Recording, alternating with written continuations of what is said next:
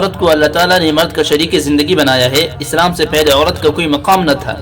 یہودیوں کے نزدیک تو عورت ایک ڈائن سمجھی جاتی تھی، ایک خوفناک مخلوق سمجھی جاتی تھی، اور عیسائیوں کے نزدیک بس خواہش پوری کرنے کا ایک سامان تھا اور کچھ نہیں۔ کافروں کے نزدیک عورت کا مقام یہ تھا کہ پیدا ہوتے ہی دفن کر دو، کون اس کی مصیبت اٹھائے گا، کون اس کی شادیاں کرے گا، کون اس کے خرچے پورا کرے گا، اس لیے اس کو آج ہی دفن کر دو، اور پیدا ہوتے دفن کر دیا جاتا تھا۔ ایک آدمی نے کہا جو بعد میں ایمان لائے اور صحابی رسول اللہ صلی اللہ علیہ وسلم بن گئے، کہا یا رسول اللہ میں نے 70 لڑکیوں کو زندہ دفن کیا ہے، کیا میری بخشش ہے؟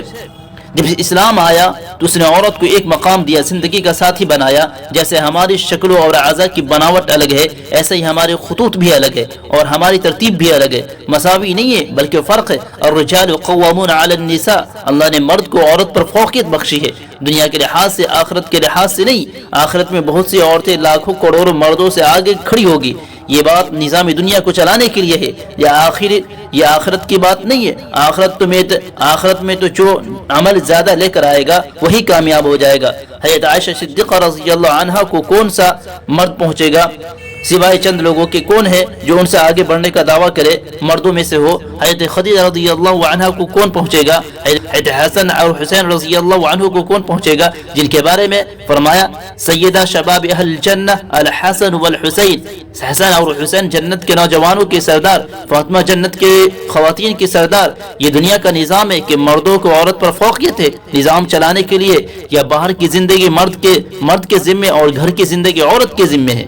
اللہ تعالیٰ نے اسلام میں عورت کو ایک مقام بخشا کہ اس کے ذمے تربیت لگا دی۔ باپ کے بھی ذمے ہے عورت پر، خاص طور پر اس لیے کہ یہ اولاد کے زیادہ قریب ہوتی ہے، اس کو گھر میں رہنے کی ترتیب بنائی گئی ہے، اس لیے پردے کا حکم اتارا گیا تاکہ عورت کم سے کم باہر نکلے۔ پردے کا حکم اتارا گیا اور گھروں میں رہنے کی ترغیب دی گئی۔ اب گھر میں بیٹھا کر کام کیا ذمہ لگایا؟ شرعاً تو خاوند کی روٹی بیوی کے ذمہ نہیں ہے، خاوند کی جو بیوی پر حقوق ہے ان میں سے روٹی پکانا شامل نہیں ہے، سالن پکانا شامل نہیں ہے، چائے پکانا شامل نہیں ہے، کپڑے دھونا شامل نہیں ہے۔ عورت اگر اپنے خاوند کی روٹی پکائے، سالن پکائے، کپڑے دھوئے تو یہ اس کا اپنا خاوند پر احسان ہے۔ اپنے بچوں کو دودھ پلانے کے لیے بھی اگر عورت کہے میرے لیے کسی عورت کا انتظام کرو، میں دودھ نہیں پلا سکتی، تو مرد کے ذمہ ہے کہ اپنے بچوں کو دودھ پلانے کا انتظام کرے۔ جو چیز اس کے ذمہ نہیں ہے وہ آج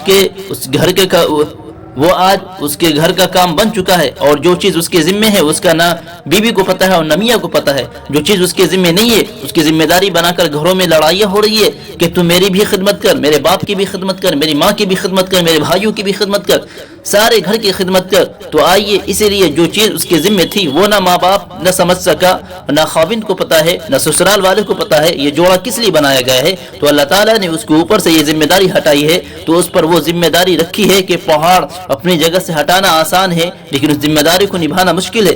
جو عورت کی ذمہ آئی ہے وہ کیا ہے؟ وہ ہے نسل کی تربیت کرنا۔